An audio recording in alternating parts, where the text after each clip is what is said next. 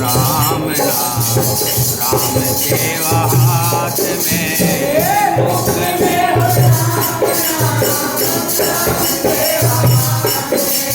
तू अकेला नहीं प्यारे, राम जी तेरे साथ।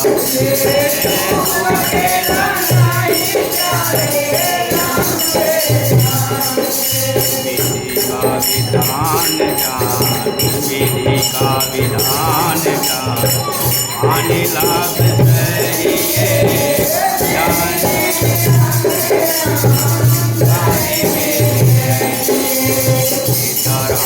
सही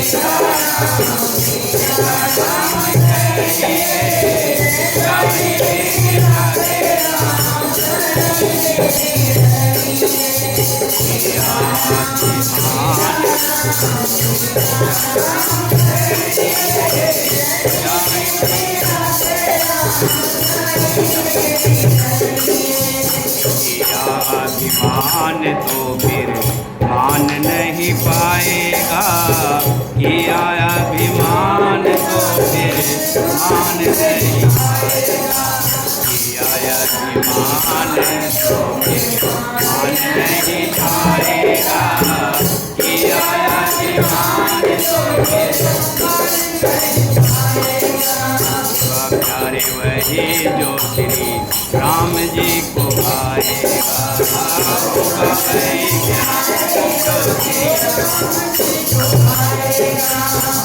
आशा छोड़ चल आशा छोड़ कर्म करते रहिए, जाहि वेद राखे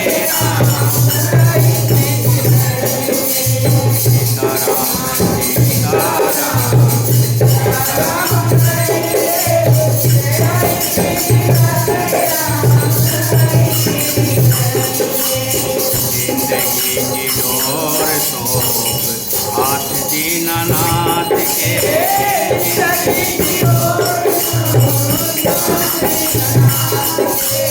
जिंदगी की डोर तो हाथ दीनानाथ के,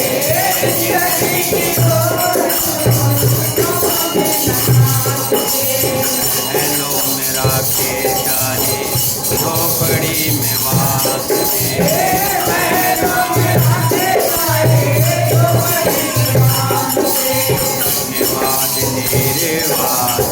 धन्यवाद राम राम कहिए, जाहि वेद राखे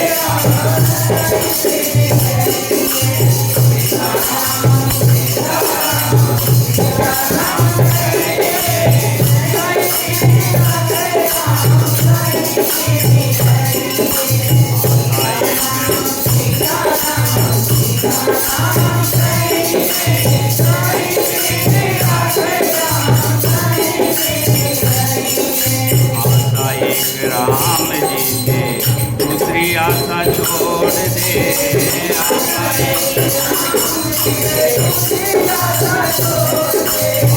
एक राम जी से दूसरी आशा छोड़ दे, आशा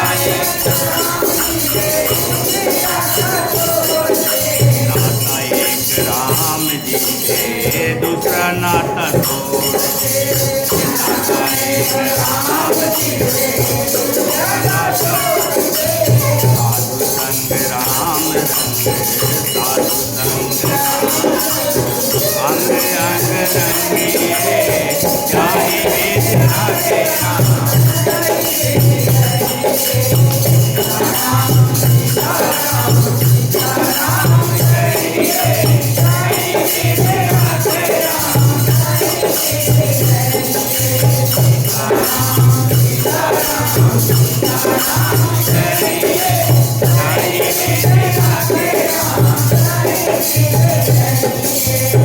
बोलिए श्यामती रामचंद्र भगवान की जय।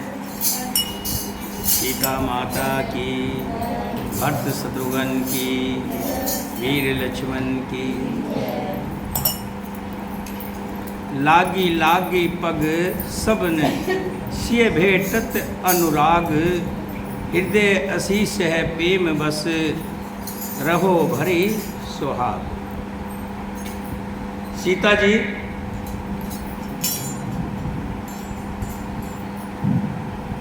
सबके पैरों में लगकर अत्यंत प्रेम से मिल रही है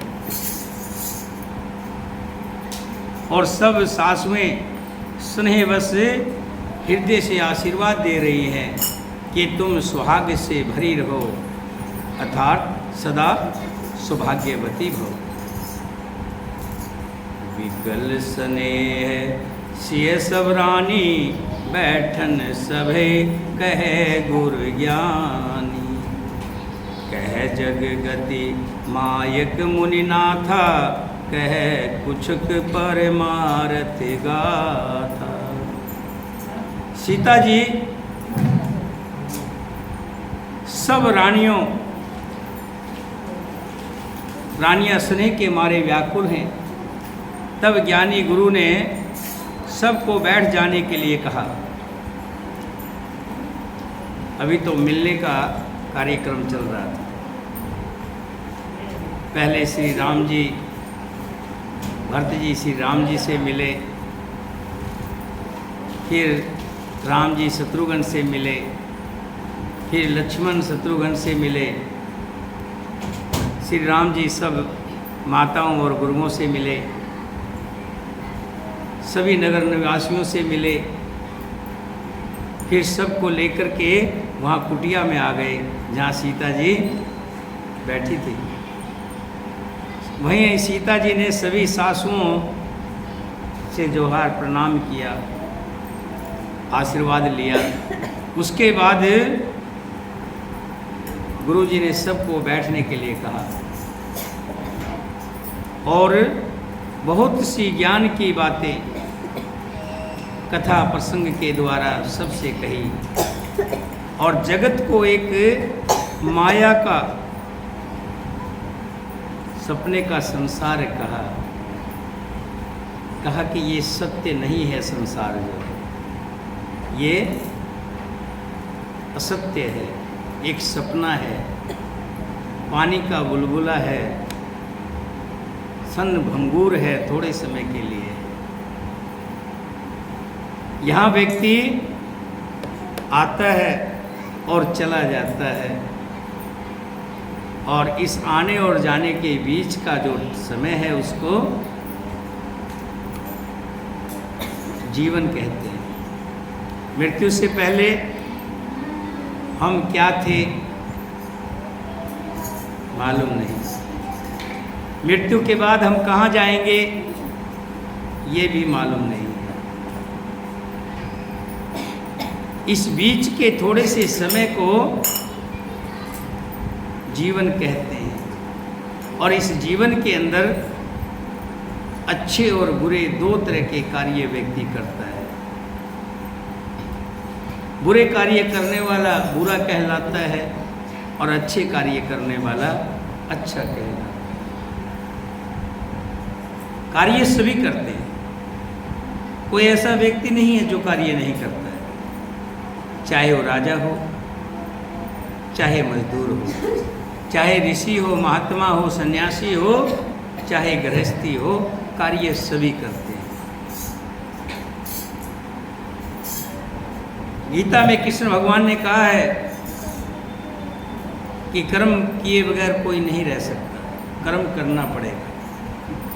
अब कोई कहे कि संत महात्मा क्या कर्म करते हैं, वो तो रोटी भी नहीं बनाते, मांग के खाते हैं, कोई दे देता तो खा लेते हैं। लेकिन नहाना, खाना, पकाना ये भी तो क्रिया है, ये भी तो कर्म है। भजन गाना ये भी तो क्रिया है, भजन सुनना ये भी क्रिया है। क्रिया के बगैर, कर्म किए बगैर कोई नहीं रह सकता। सोच जाना नित्य के कर्म हैं, सभी कर्म करते हैं। लेकिन जो कर्म करता है व्यक्ति, उसी के अनुसार उसको अच्छा या बुरा फल भी मिलता है। जैसे अच्छे को अच्छा कहते हैं लोग, बुरे को बुरा कहते हैं, ऐसे ही अच्छे को अच्छा और बुरे को बुरा फल भी मिलता है। लेकिन फिर हम करें क्या? गुरु वशिष्ठ जी कथा सुना रहे हैं। राम लक्ष्मण सीता सभी माताएं और कौल भील भ्रात जितने भी लोग हैं बैठे हैं, सब सुन रहे हैं कि संसार में व्यक्ति क्या करे जिससे उसे मुक्ति मिले, कर्मों का बंधन ना बंधे। क्योंकि कर्म बंधेंगे तो उन कर्मों को पूरा करने के लिए फिर जन्म लेना पड़ेगा। किसी से लिया है तो उसको देने के लिए आना पड़ेगा, किसी को दिया है तो उससे लेने के लिए आना पड़ेगा, किसी का बुरा किया है तो उसका बदला चुकाने के लिए आएगा, किसी का अच्छा किया है तो उसका भी बदला चुकाने के लिए आएगा। तो मुक्ति मिले इसके लिए क्या करना चाहिए? कृष्ण भगवान ने कहा कि जितने भी तू कर्म करता है, जो भी तू कर्म करता है, उसको करने वाला कर्ता मत बन कि मैं कर रहा हूँ। ये सोच कर कर कि जो कुछ कर रहा है, करवा रहा है, कोई और कर रहा है, मैं तो एक मात्र हूँ, उसका एक नौकर हूँ। ऐसा सोचकर जब कर्म करेगा तब कर्मों का पाप तुझे नहीं लगेगा। भंडारा किया तो मैंने किया, भीख मांगी तो वो दिला रहा है, वो करवा रहा है, ऐसा नहीं। भंडारा किया तो भी उसी ने करवाया, भीख मंगवाई तो भी उसी ने मंगवाई। कहा है ना, जिंदगी की डोर सो हाथ देना नाथ के, महलों में राखे चाहे जो पड़ी जिंदगी की डोर हाथ देना नाथ के, महलों में राखे चाहे। धन्यवाद तेरे धन्यवाद तेरे राम राम कहिए जाहि वेद। जो व्यक्ति संसार के तमाम कर्म करता हुआ उन कर्मों को करता नहीं बनता, क्या बनता है? दृष्टा, देखने वाला। कर्म कभी रुकेंगे नहीं, ध्यान रखना। कर्म हमेशा चलते रहेंगे, ये कर्म का चक्कर चलता रहेगा, समय का चक्कर कभी रुकने वाला नहीं है। रात होगी दिन होगा, दिन होगा रात होगी, रात होगी फिर दिन होगा। ये समय चलता रहेगा और हमें सुबह उठना है, खाना बनाना है, खाना खाना है, ड्यूटी जाना है, फिर आना है, फिर खाना खाना है, फिर सोना है, फिर उठना है। ये भी चलता रहेगा। ये संसारिक नियम है, प्रकृति का नियम है। लेकिन हमें क्या करना है? कर्म करना है, उन कर्मों के ऊपर बंधना नहीं है कि मेरे प्रभु ने करवाया जो कुछ करवाया। ये जिंदगी की डोर है, सब उस प्रभु के अधीन छोड़ दे। दुख में दुखी ना हो और खुशी में खुश ना हो, सम भाव से रहे, सबको अपना समझ। मोह करना है तो सृष्टि से, सभी से करो, सबको अपना समझो, किसी से कम ज़्यादा ये कहाँ आता है? दोष कहाँ लगता है? जब हम संसार से बन जाते हैं, अपने बेटे के लिए ज़्यादा और दूसरों के लिए कम। इसको मोह में बंधन कहते हैं। लोभ के वश आप ज़्यादा लेते हैं, दूसरों को कम देते हैं। क्रोध के वश दूसरों को भला बुरा कहते हैं, दूसरों की बातें बुरी लगती है। जब हम भला बुरा कह रहे हैं उस समय नहीं सोचते कि दूसरे को भी बुरा लगता हो। अहंकार के वश अपने आप को कुछ समझते नहीं कि हम क्या है, अपने सामने किसी को नहीं समझते। तो ये अगर आपने बंधन से बचना है, मोक्ष को पाना है, तो समभाव को लाना होगा, जो कि बहुत मुश्किल काम है, आसान नहीं है। लेकिन अभ्यास करने से लगातार अभ्यास करते रहें तो असंभव भी संभव हो जाता है। जो संभव नहीं होने वाला वो भी संभव हो जाता है। एक बार एक बहरूपिया था। बहरूपिया को तो जानते हो आप, वो वेश बदल बदल करके आता है। कभी डाकिया बन के आता है, कभी थानेदार बन के आता है, कभी स्त्री बन के आ जाएगा। बहरूपिया बोलते हैं इसको। उसकी बड़ी चर्चा थी, चारों तरफ चर्चा थी कि ऐसा वेश बदलता है, कोई उसको पहचान नहीं पाता। उसके गांव के लोग भी पहचान नहीं पाते ये वही है। गांव वालों की तो बात छोड़ दो, उसकी पत्नी और बच्चे भी उसको पहचान नहीं पाते। ऐसा रूप बदलता है, ऐसा बहरूपिया है। बात चलती चलती राजा के पास पहुंची। राजा ने जब सुना कि ऐसा बहरूपिया है, कि ऐसा भेष बदलता है कि उसको कोई पहचान नहीं पाता, उसकी स्त्री और बच्चे तक नहीं पहचान पाते, तब राजा के मन में उस बहरूपिये से मिलने का विचार आया कि ऐसे बहरूपिये से तो मिला जाए। मंत्री को भेजा कि जाओ फला बहरूपिये को ले आओ, हम भी तो देखें। बुलाया गया, बहरूपिये ने आकर के प्रणाम किया। राजा कहने लगे, सुना है कि आप बड़ा रूप बदलते हैं। कि महाराज ये तो हमारा धंधा है, हम रूप बदलते हैं, लोगों के पास जाते हैं, लोग कुछ पैसे देते हैं जिससे मेरा परिवार चलता है। अच्छा,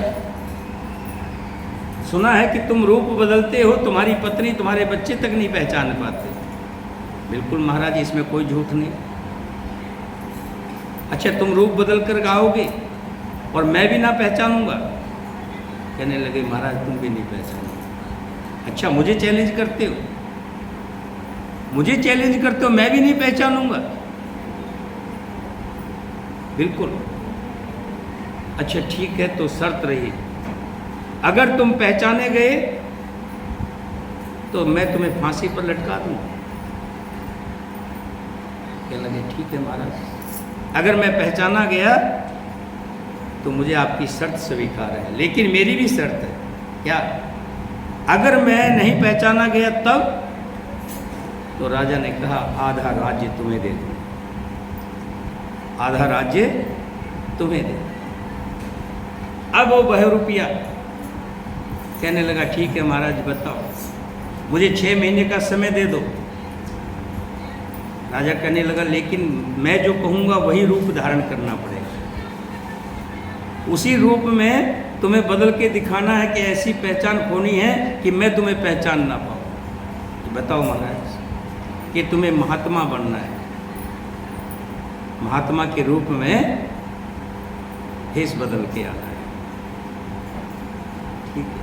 घर आया, घर आके पत्नी से कहने लगा कि मैंने राजा के दरबार में गया था और राजा के यहाँ ये चर्चा हुई कि मुझे रूप बदलना है और मुझे साधु का रूप बनाना है। तो पत्नी कहने लगी, इसमें क्या,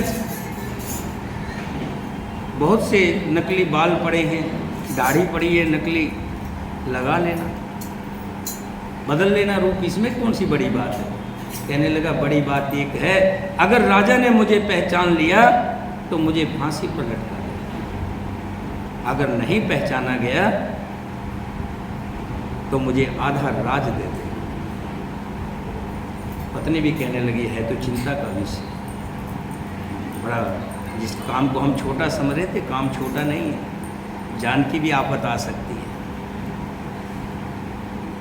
अब पत्नी से कहा, मैं जा रहा हूँ, दूसरी जगह गया। देखिए संत की इज्जत कहाँ होती है मालूम है? अपने गांव से दूर चला जाता है, वहाँ संत पूजा जाता है, गांव में संत कभी नहीं पूजा जाता। कोई भी संत गांव का संत होगा, उसी गांव का रहने वाला होगा, उसको कोई नहीं पूजेगा। और दूसरे गांव में चला जाए या दूसरे गांव का तुम्हारे गांव में आ जाए तो लोग बड़ा पूछते हैं, अब उसने ये विचार करके दूसरे गांव में चला गया। वहाँ जा कर के एक पार्क सा था बड़ा सारा, उसमें बैठ गया और साधु का रूप बना लिया, नकली दाढ़ी डूढ़ी लगा के बाल बूल बैठा रहता जैसे बुगला बैठता है, लोगों को दिखाने के लिए माला पढ़ रहा है, माला जप रहा है, लेकिन मन जो है वो बच्चों और पत्नियों में लगा हुआ है। मन जो है राजा के उसमें लगा हुआ है कि राजा फांसी देगा या वह पकड़ा नहीं जाऊंगा, ऐसा। 1 महीना मन नहीं लगा उसका, लेकिन बुगला भगत बन करके माला जपता रहा। उस माला को देख करके लोग उसके पास आने लग गए। आकर के कोई फल रख जाए, कोई फूल रख जाए, कोई सब्जी रख जाए, कोई कुछ रख जाए, अच्छा उसका स्वागत होने लगा, पूजने लगा, लोग बहुत पूजने लगे, आने लगे, भी साधु आया, संत बैठता है, बड़ी उपासना करता है। वो कहते हैं कई बार नकली करते करते भी असली करने लग जाता है। वो नकली साधना करता था, बैठता था, धीरे धीरे 2 महीने 3 महीने बीते तो उसकी समाधि लगने लगी, सही में बैठ गया भगवान में। 5 मिनट 10 मिनट 15 मिनट 20 मिनट जैसे हम 1 घंटा बैठ जाते हैं, नहीं तो मायावी लोगों के पास कहाँ समय है। ऐसे धीरे धीरे समाधि लगने लगी उसकी ख्याति भी बढ़ने लगी, दूर दूर से लोग आने लगे। और चौथे महीने क्या हुआ, बैठे बैठे ध्यान में ओम नमः शिवाय, ओम नमः शिवाय, ओम नमः शिवाय करते करते ध्यान में मगन हो गए। समाधि एकदम से लगी, ना खाना ना पीना, बस ओम नमः शिवाय, ओम नमः शिवाय, ओम नमः शिवाय। 2 दिन 3 दिन 4 दिन 5 दिन 6 दिन 7 दिन 8 दिन 10 दिन बीत गए, 15 दिन बीत गए। जो सुने कि इतने महात्मा पहुंचा हुआ महात्मा आया हुआ है, इतना बड़ा संत आया, बड़ी ख्याति दूर दूर तक फैल गई। और उसकी भी समाधि ऐसी सच्चे की समाधि लगी कि 1 महीना बीत गया, कुछ नहीं खाया, बस एक ही बात, ओम नमः शिवाय, ओम नमः शिवाय, ओम नमः शिवाय, ओम नमः शिवाय। और जो नकली के बाल बूल थे वो भी सब उड़ गए, दूसरे बाल आ गए, बाल बड़े बड़े हो गए, दाढ़ी भी बड़ी बड़ी हो गई, 4-5 महीने हो गए। उसकी प्रशंसा राजा के पास भी गई। राजा ने भी सुना कि हमारे राज्य में कोई संत है और इतना बड़ा संत है कि दुनिया लग रही है, 1 महीने से कुछ खाया पिया नहीं है, समाधि में बैठा है। मंत्री ने आके बताया ऐसे ऐसे संत है। राजा कहने लगा वही तो नहीं है, 10 रुपया तुम जाके पता लगा के आओ, कभी वही संत बन करके बैठा हो। अब मंत्री जी गए, मंत्री जी ने वहाँ लंबी लाइन देखी, हजारों लोग लाइन में लगे हुए, अपना इंतजार कर रहे हैं बारी का, जैसे झंडे वाला में लाइन लगती है ना, इससे भी बड़ी लाइन, 2-2 3-3 हज़ार 5-5 हज़ार आदमियों की लाइन लगी। मंत्री जी भी लाइन में लग गए, आवाज़ कम मत करो, लाइन में लग गए। नंबर आया, बीच बीच में से लोगों से पूछते हैं कि भाई ये सचमुच नहीं खाता है क्या, ये सचमुच का ही साधु है क्या, अपने मन जो राजा ने भेजा जिस काम के लिए। अब वहाँ तक जब उसका नंबर आया तब तक उसको विश्वास हो गया कि 1 महीने से कुछ नहीं खाता है, असली संत है।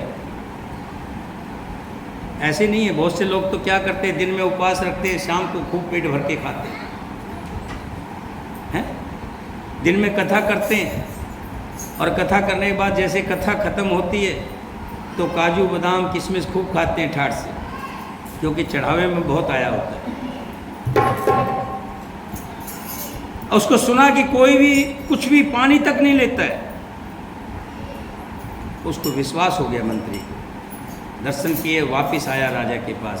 राजा ने पूछा तो राग बताया, महाराज बिल्कुल असली संत है, नकली संत नहीं है, 1 महीने से जल पानी कुछ नहीं ले रहा है, और समाधि में बैठा हुआ है, ओम नमः शिवाय, ओम नमः शिवाय, और हजारों हजारों आदमी लाइन लगी हुई है दर्शन पाने के लिए।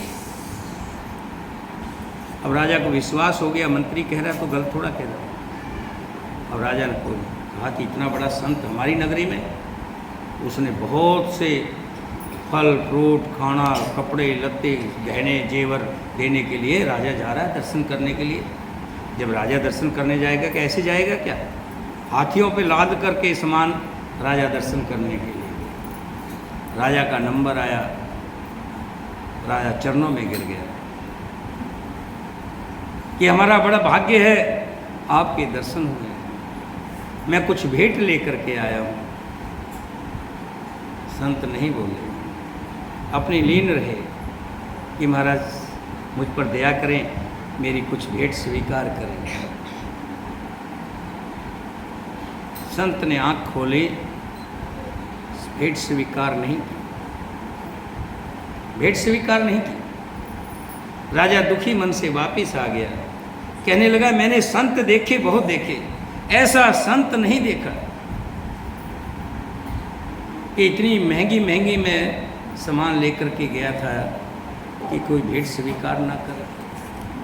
कुछ राजा से डरते हुए स्वीकार कर लेते हैं, कुछ लोभ के वश स्वीकार कर लेते, लेकिन स्वीकार सभी संत करते थे। पहला संत मैंने जिंदगी में देखा है, मैं तो धन्य हो गया, मेरे तो भाग्य खुल गए ऐसे संत के दर्शन करके। घर आकर के ऐसे सोच रहा था। इतने में वो संत वहीं वो वापिस आ गए राजा के पास। राजा कहने लगा महाराज आपको आने की क्या जरूरत थी, मुझे बुला लिया होता, मैं आ जाता, आपने क्यों कष्ट किया। कहने लगे राजन मुझे पहचाना नहीं पहचाना, मैं वही बहरूपिया हूँ। ओ वही बहरूपिया है, मैं नहीं पहचाना। अच्छा महाराज आप शर्त हार गए, अब आधा राज आपको देना होगा। भाई शर्त हारा हूँ तो देना पड़ेगा। लेकिन कहते हैं वो बहरूपिया क्या कहता है, महाराज मैं आपका आधा राज नहीं लूँगा। क्यों? कि मुझे जो राज्य मिला है, जो मुझे सुख मिला है, वो तुम्हारे इस आधे राज्य में क्या पूरे राज्य में भी नहीं है। मुझे उस लोक का राज्य मिल गया जिसके लिए लोग तरसते हैं, आत्मिक सुख का राज्य। जिस सुख के लिए, आत्मा के सुख के लिए लोग बहुत कुछ करते हैं, बड़े बड़े महल बनाते हैं, अटारी बनाते हैं ताकि उसमें मुझे आराम से नींद आएगी, लेकिन आत्मिक सुख नहीं मिलता। और मुझे वो सुख मिला है। वशिष्ठ जी बता रहे हैं, इस तरह की कथा प्रसंग के द्वारा सब जितने बैठे थे सबको समझा रहे हैं कि व्यक्ति अगर चाहे तो कोई चीज़ असंभव नहीं है कि वो ना करे। भगवान में लग गए तो भगवान का ध्यान लगाने लग गए तो धीरे धीरे एक दिन, जैसे सरोज है पहले थोड़ा अटक अटक के गाती थी, अब खुल के गाने लग गए, है ना। होता ही है, करत करत अभ्यास के जड़मती होत सुजात है। रसरी आत जात है सिल पर परत निशान। लगातार कोशिश करे तो क्या नहीं हो सकता, सब कुछ हो सकता है, लेकिन आपको बनाना पड़ेगा अपने आप को कि मुझे ये काम करना है। बस आपका लक्ष्य मजबूत होना चाहिए। मुझे सत्संग में जाना है, जाना है, मुझे कथा में जाना है, जाना है, मुझे भजन गाना है, गाना है। ऐसा लक्ष्य मजबूत होकर के हम काम करेंगे। एक बार बताते हैं कि दो भगत थे। एक भगत जाता था शिव जी पे जल चढ़ाता था, एक भगत जाता था जूता मार के आता था, पत्थर फेंक के आता था।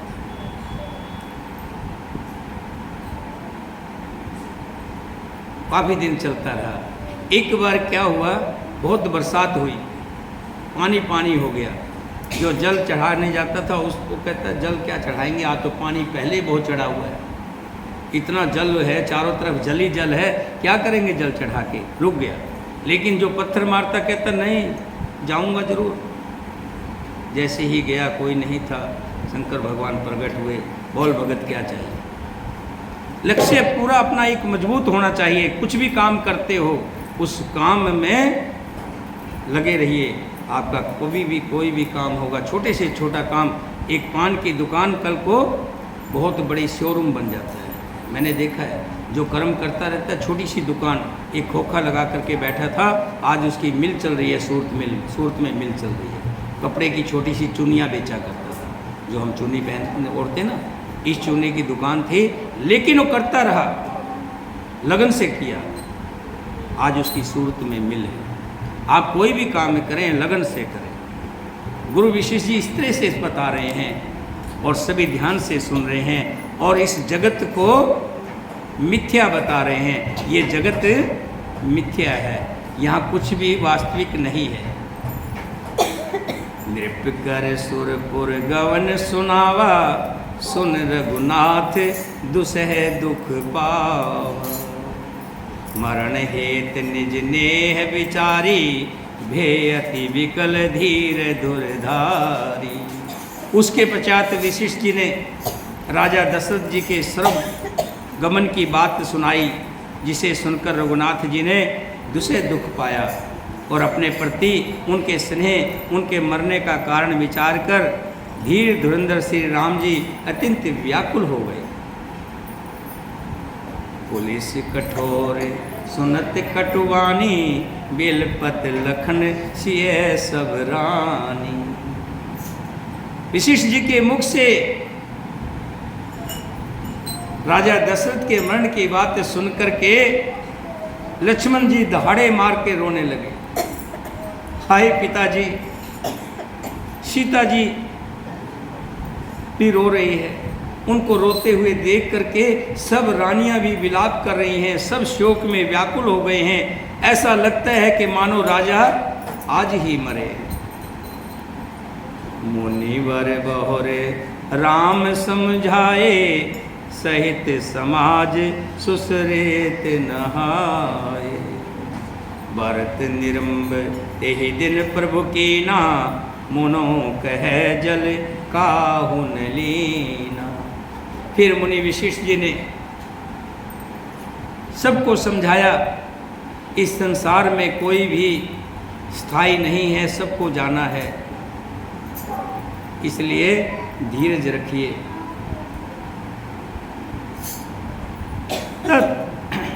फिर उन्होंने समाज सहित श्रेष्ठ नदी मदाकिनी में स्नान किया। उस दिन प्रभु श्री रामचंद्र जी ने निर्जल मतलब बिना जल पिए व्रत रखा। मुनि वशिष्ठ जी के कहने पर किसी ने भी जल ग्रहण नहीं किया। सब कहा गया कि जल तो पी लीजिए, लेकिन किसी ने जल नहीं पिया। घोर भय रघुनंद ही, जो मुनि आयुष दीन। सरदा भक्ति समेत प्रभु, सो सब सादर दीन सियार।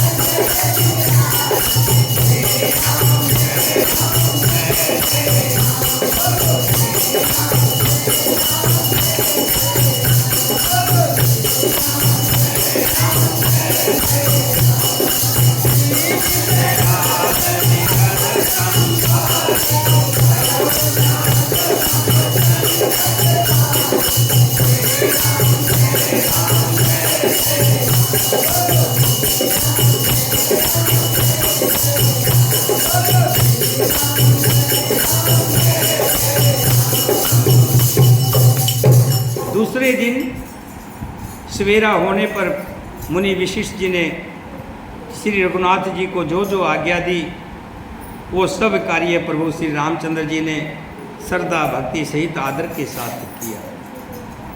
कर पितु क्रिया वेद जस वर्णी, भे पुनित पा तक तम तरणी। जास नाम पावक अघतूला, सुमृत सकल सुमंगल मूला। क्या रे?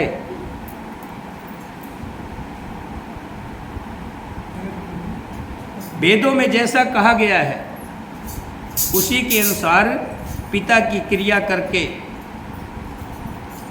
पाप रूपी अंधकार के नष्ट करने वाले सूर्य रूप श्री रामचंद्र जी शुद्ध हुए, जिनका नाम पाप रूपी रुई के तुरंत जला डालने के लिए अग्नि है और जिसका स्मरण मात्र समस्त शुभ मंगलों का मूल है। देखिए, जैसा जो वेश बनाता है उसको वैसा कर्म भी करना पड़ता है। ब्राह्मण का वेश बनाकर ब्राह्मण के कर्म नहीं करेगा तो लोग क्या कहेंगे? दुत्कारेंगे, हैं? ऐसे ही भगवान ने मानव रूप बनाया है तो मानव के कर्म कर रहे हैं। शुद्ध होने के लिए जो जो कर्म बताए गुरु वशिष्ठ जी ने वो कर रहे हैं। कहते हैं, तुलसीदास जी कह रहे हैं, जिनका नाम लेने से व्यक्ति शुद्ध हो जाता है। भगवान का नाम में इतनी शक्ति है, वो भगवान संसारिक दृष्टि में सब वो कर्म कर रहे हैं जो शुद्धि होने के लिए गुरु वशिष्ठ जी कह रहे हैं। नाथ लोग सब निपट दुखारी, कंद मूल फल अम्ब आहारी। सानुज भरत सचिव सब माता, देख मोह पल जिम जुग जाता। जब सारे कर्म कर लिए और सब शांत हो गया, तब श्री राम जी गुरु जी वशिष्ठ जी के सामने हाथ जोड़कर कहने लगे, हे नाथ, सब लोग यहाँ बहुत दुखी हैं। यहाँ खाने के लिए कुछ नहीं है, कंद मूल फल है और कुछ भी नहीं है। भाई शत्रुघ्न से भरत जी, मंत्रियों और सब माताओं को देखकर मुझे बड़ा दुख होता है कि वो यहाँ पर ना रहने का ढंग से स्थान है, ना खाने का स्थान है, हैं? और मैं निवेदन करना चाहता हूँ, प्रार्थना करना चाहता हूँ, समझाते हुए कहता हूँ, अगर यहाँ सब हो गया हो तो आप इनको लेकर के योद्धा चले जाए। सब समेत पुर धारो पाऊ, आप यहाँ अमरावती राव। अतः सबके साथ आप अयोध्यापुरी पधारिए, लौट जाइए। आप यहाँ हैं और राजा अमरावती यानी स्वर्ग में चले गए हैं, अयोध्या सुनी पड़ी है। हे नाथ, मैंने कुछ ज़्यादा कह डाला हो तो क्षमा कीजिए। ये मेरी ढिठाई है कि जो मैं आपको कह रहा हूँ। देखिए, 3 चीज़ें होती हैं, एक माता, एक पिता और एक गुरु। जो व्यक्ति इनके सामने जबान चलाता है, बड़ी बातें करता है, तो अज्ञानी कहलाता है। क्योंकि माता, पिता, गुरु ये 3 भगवान से भी बढ़कर बताए गए। कल मैंने देवता की परिभाषा बताई थी कि देवता किसे कहते हैं? जो देता है। क्या? जो देता है वही देवता है, ये ध्यान रखना। जो देता है वही देवता है। माता जन्म देती है। जन्म देना कोई आसान काम नहीं है, दूसरा जन्म लेने के समान है। जितना कष्ट जन्म देने में माता को होता है, शायद और किसी कार्य में कष्ट ना होता हो। कई बार तो प्राण चले भी जाते हैं जन्म के समय, फिर भी माता जन्म देती है।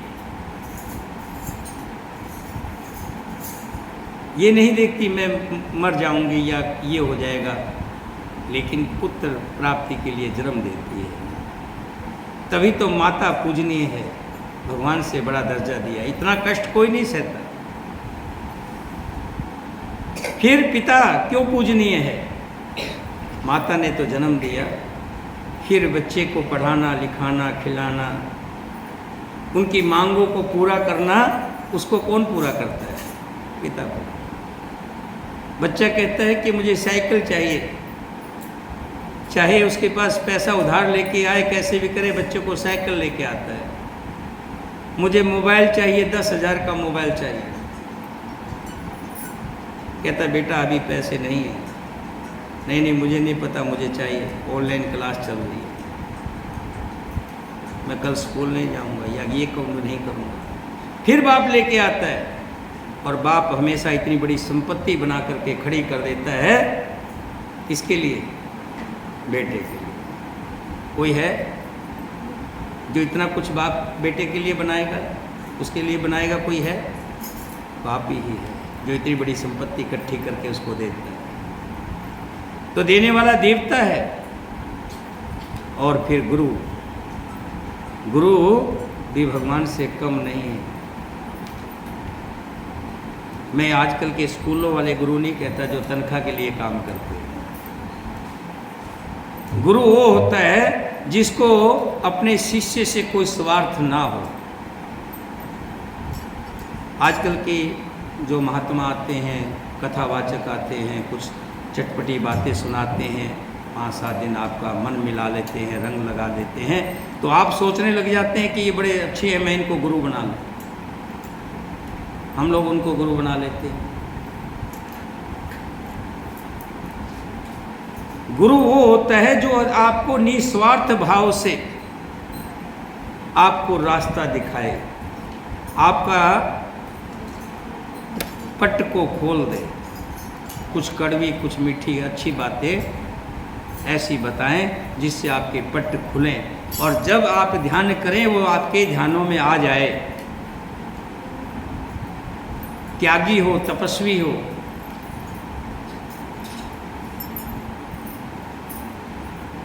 वो बहुरूपिया ना हो, मायावी ना हो। जिसको माया से प्रेम है वो कभी भी सच्चा संत नहीं होता। माया को त्याग करके सच्ची श्रद्धि भक्ति के अनुरूप काम करता है, और उसका ध्यान एक ही होता है, प्राणी मात्र की भला हो, प्राणी मात्र का भला हो, संसार में सबका भला हो। जैसे हम सब कहते ना, मन से, वचन से, कर्म से, वाणी से किसी का बुरा ना हो। ऐसे ही संत का स्वभाव होता है। और ऐसे गुरु वशिष्ठ जी, एक बार तो जब राम जी पैदा हुए, राजा दशरथ ने अपना महल, पुत्र सब उनके सामने रख दिए कि गुरुजी ये सब आपका है। शादी होकर के आए, सब कुछ रख दिया, लेकिन गुरु वशिष्ठ ने अपना नेग मात्र लिया, इसके अलावा कुछ नहीं लिया, नेग लिया सिर्फ।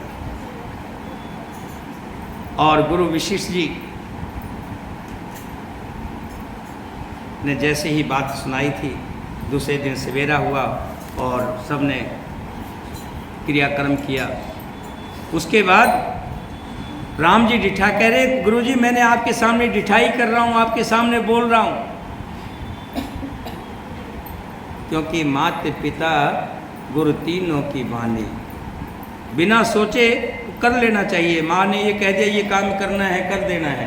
पिता ने कह दिया कर देना, करना है तो करना है। गुरु ने कहा करना है तो करना है।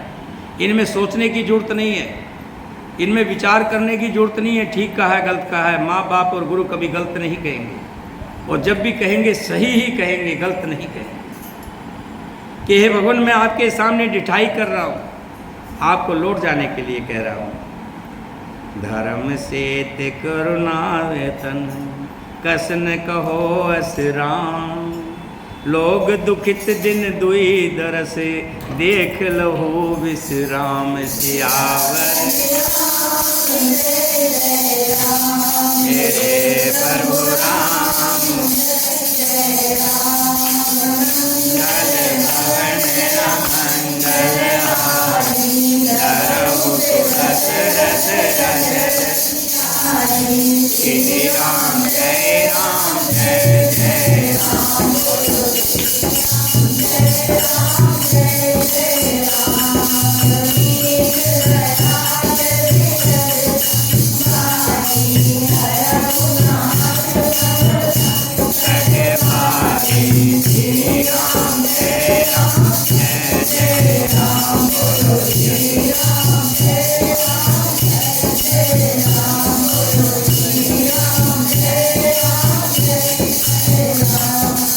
श्री राम जी ने कहा, हे प्रभु मैंने ढिठाई की है, लेकिन आप जैसा उचित समझे वैसा कीजिए। वशिष्ठ जी ने कहा, हे राम तुम धर्म धुरी के सेतु हो और दया के धाम हो, तुम भला ऐसा क्यों नहीं कहोगे? लोग दुखी हैं, आपका बड़ा वियोग था, आपके वियोग में बड़े दुखी थे। 2 दिन मिले हैं तो इनका मन बड़ा खुश हुआ है। 2-4 दिन और 2 दिन और रहने दीजिए, ताकि ये अपने मन को आप में रमा सके, तुम्हारा दर्शन का लाभ उठा सके। राम बचन सुन सभे समाजो, जन जलान दिमहु विकल जहाजो। जैसे ही गुरु वशिष्ठ जी ने कहा और राम जी ने हामी भर दी, तो सब लोग खुश हो गए और सब लोग 2 दिन की तो और टाइम मिला, ऐसा जान करके बड़े खुश हो गए।